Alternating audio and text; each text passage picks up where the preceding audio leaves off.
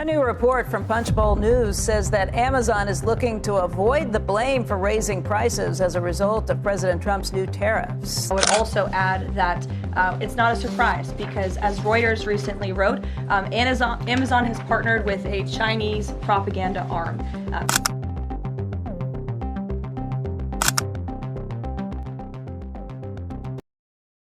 Amazon, the world's largest online marketplace, a company that promises low prices and fast delivery, the modern mall of America. But now, Amazon finds itself at the center of a political storm. Donald Trump's sweeping new tariffs have triggered a chain reaction in global supply chains. Prices are climbing, tensions are rising, and ordinary consumers are left wondering, who will foot the bill? A new report reveals Amazon's strategy: avoid blame, shift responsibility, and make sure customers don't point the finger at them.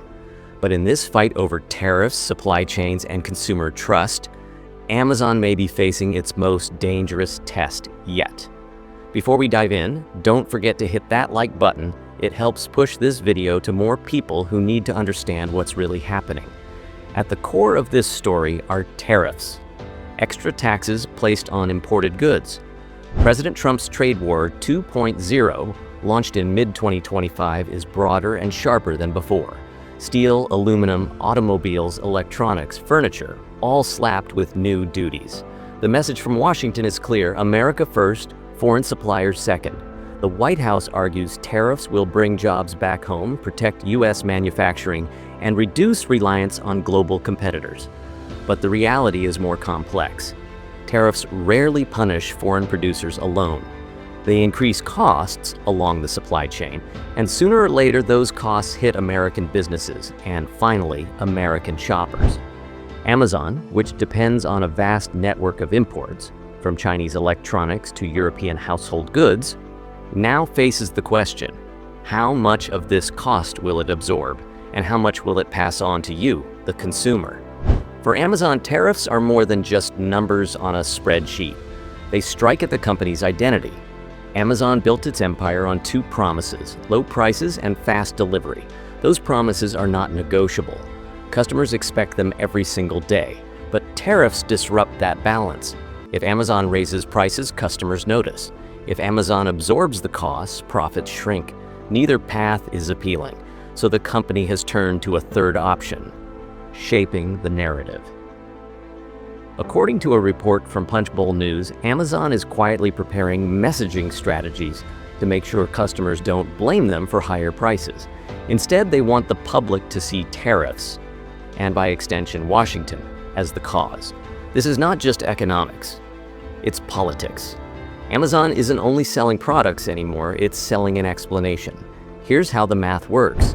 Imagine a $500 flat-screen TV imported from Asia. Under Trump's new tariff, an additional 20% tax is applied. That adds $100 to the cost. Now, Amazon has two choices. 1. Absorb the $100 hit, keeping the price at $500 but sacrificing profit. 2. Pass on the cost, selling the TV at $600, risking angry customers. In practice, Amazon usually does a mix of both. On high-volume products, it may swallow some losses to stay competitive.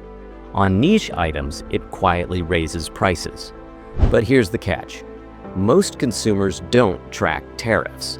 They only see that Amazon, the seller they trust for low prices, suddenly feels more expensive. That erodes trust, and Amazon knows it.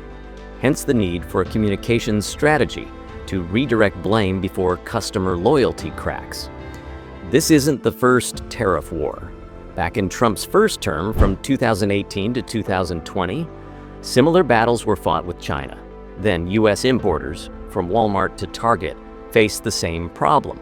Prices rose, margins shrank, and customers grew restless. A Harvard Business Review analysis later showed that about 90% of tariff costs were passed directly to consumers. Businesses tried to soften the blow, but eventually Americans paid more at checkout. The scars from that trade war still linger. Farmers lost markets, retailers cut jobs, and consumers got used to price tags creeping upward. Amazon remembers those years. The company watched rivals stumble and vowed never to let its own reputation take the hit. Which explains why, in 2025, its strategy is not only about logistics, but about public perception. For most shoppers, tariffs are invisible. They don't show up as a line item on your Amazon receipt. You don't see tariff charge $100. You just see a higher price.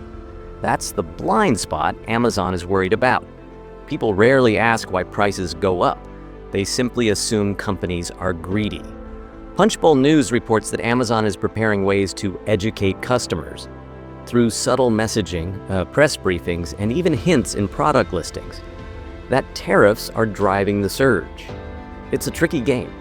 If Amazon points too directly at politics, it risks angering the Trump administration. If it stays silent, customers may punish it at checkout. Either way, consumers remain caught in the middle, paying more while corporations and politicians battle over who gets blamed. The ripple effects extend beyond Amazon itself. Millions of small businesses rely on Amazon's marketplace to sell goods. Many of them import products or components. For these sellers, tariffs are devastating. Unlike Amazon, they don't have the scale to absorb costs. A 20% duty can wipe out their profit margin entirely. Take a small electronics seller in California importing phone accessories. A batch that used to cost $50,000 to ship now costs $60,000.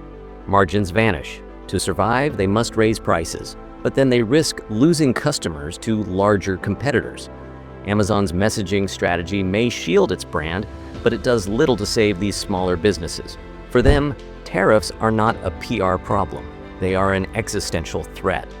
Another layer to this story is global supply chains. When tariffs rise, companies don't just pay more, they start moving production. Manufacturers relocate from China to Vietnam, Mexico, or India. But such transitions are expensive and slow. Amazon, with its massive logistics network, has already been pressuring suppliers to diversify. Yet many products, especially electronics and household goods, remain heavily dependent on Chinese factories. Tariffs, then, act like a tax on dependence. They reveal just how vulnerable even a giant like Amazon is to the political winds of Washington and Beijing. And as production shifts, new winners emerge.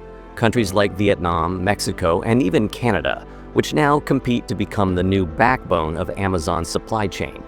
Despite the challenges, Amazon may still win in the long run. Here's why. When tariffs raise prices across the board, all retailers suffer. Walmart, Target, and local stores face the same dilemma. But Amazon's scale, logistics, and data give it a unique edge. It can experiment with dynamic pricing, adjust algorithms in real time, and shift costs strategically across product categories. It can afford to lose money on some items while making it back on others.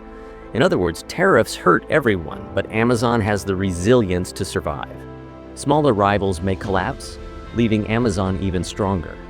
It's a paradox. The very tariffs designed to protect American businesses may end up consolidating power in the hands of the largest one. The political stakes are high. Trump has framed tariffs as patriotic, a way to protect American jobs. But if Amazon publicly blames tariffs for higher prices, it risks clashing with the White House. This isn't just economics, it's politics at the highest level. Amazon, already under scrutiny for antitrust concerns and labor disputes, could find itself targeted if it appears too openly critical.